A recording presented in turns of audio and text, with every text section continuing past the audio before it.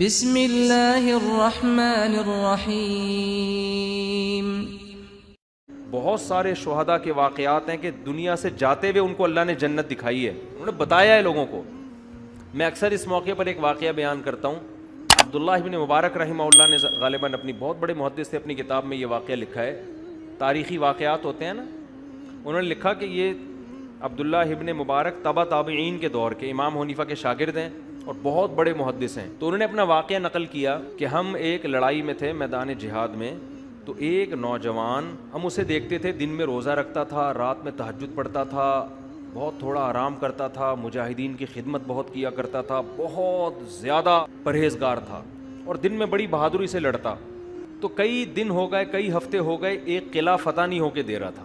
تو وہ کہتے ہیں کہ میری ڈیوٹی اس بندے کے ساتھ لگ گئی رات کو، کہ رات کو کچھ دیر یہ سوئے گا، میں پہرا دوں گا، پھر جب میں سوؤں گا تو یہ نوجوان پہرا دے گا۔ یہ عرب سے ایک کتاب چھپی ہے، اس کا نام ہے تہجد میں اٹھنے کے 100 طریقے۔ اس کتاب میں یہ واقعہ، میں پہلے عربی کتابوں کا ترجمہ کرتا تھا ایک ادارے کے لیے، تو اس میں یہ واقعہ لکھا کہ اس نوجوان کے ساتھ ان کی رات گزارنی تھی انہوں نے۔ تو کیا ہوا، کہتے ہیں کہ ایک دن میں نے دیکھا کہ یہ سویا ہے، اور جب میں نے اس کو نیند سے بیدار کیا تو اٹھتے ہی رونا شروع کر دیا اس نے۔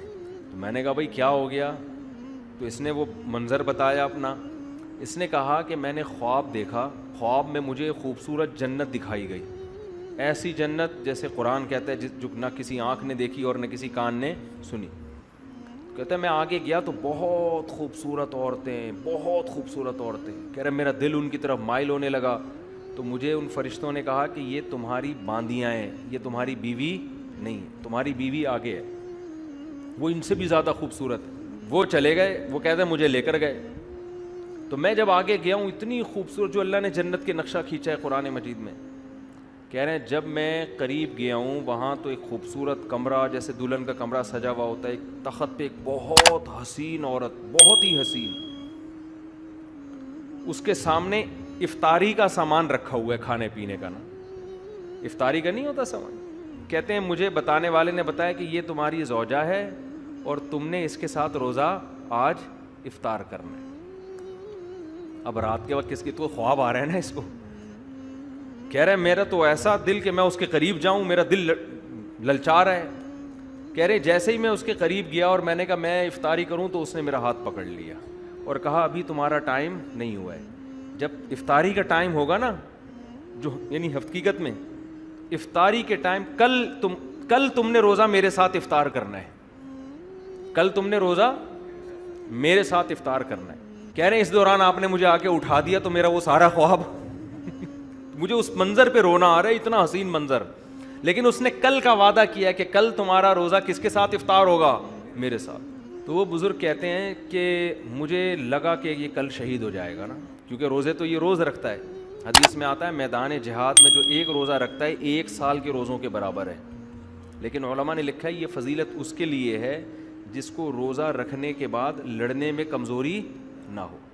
اگر روزہ رکھنے کے بعد یہ خطرہ ہے کہ ہم کمزور ہو کے لڑ نہیں پکیں، پھر روزہ رکھنا جائز نہیں ہے، کیونکہ پہلے دشمن ہے۔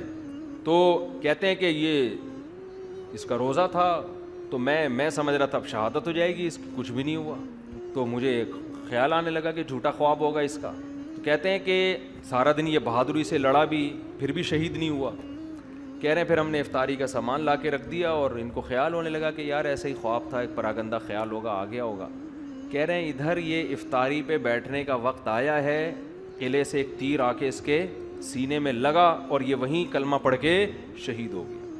اب وہ جو بزرگ تھے نا، ان کی یہ غالباً عبداللہ بن مبارک تھے، کہہ رہے میری یہ کیفیت کہ میں نے تو یہ سارا خواب، یعنی اس نے مجھے سنایا تھا نا کہ عین میری تمہاری مجھ سے ملاقات کب ہوگی؟ افطاری کے ٹائم۔ کہہ رہے میں نے زور سے، وہ کہتے ہیں میں نے چیخ ماری نا پورے لشکر میں کہ یہ شخص کامیاب ہو گیا، اور کہہ رہے پھر میں نے سب کو بلا کے اس کا خواب سنایا کہ کیسا اللہ نے خواب سچا کیا ہے، کہ اس حور نے اس سے وعدہ کیا تھا کہ کل تمہاری افطاری کس کے ساتھ ہوگی۔ یہ مجاہدین کے ایک واقعات نہیں ہیں، مجاہدین کی تو کیونکہ وہ بہت زیادہ قربانی دے رہے ہوتے ہیں نا، تو ان کے کو اللہ کی طرف سے موٹیویشن دوسروں سے زیادہ ملتی ہے۔ تو وہ کہتے ہیں کہ پھر جب میں نے مجاہدین کو یہ واقعہ سنایا، ایسا ہوا، تو کہہ رہے اگلے دن اتنی بہادری سے سارے، دیکھو حوروں کا چکر ایسا ہے نا مرد ہر چیز پہ کمپرومائز کر لیتا ہے, عورت پہ کمپرومائز نہیں کرتا. تبھی تو قرآن حدیث میں آتا ہے, میں نے نبی صلی اللہ علیہ وسلم کی بخاری کی حدیث ہے کہ میں نے مردوں کے لیے اپنے بعد عورت سے بڑا فتنہ کوئی نہیں چھوڑا. اس لیے کہ مرد ہر جگہ کمپرومائز کرتا ہے, عورت کے فتنے میں جب آتا ہے برباد. اس لیے اس فتنے میں آنے سے پہلے بہتر ہے کہ ٹائم پہ شادی کر لو, تاکہ یہ فتنے کی ٹینشن سے نکل جاؤ.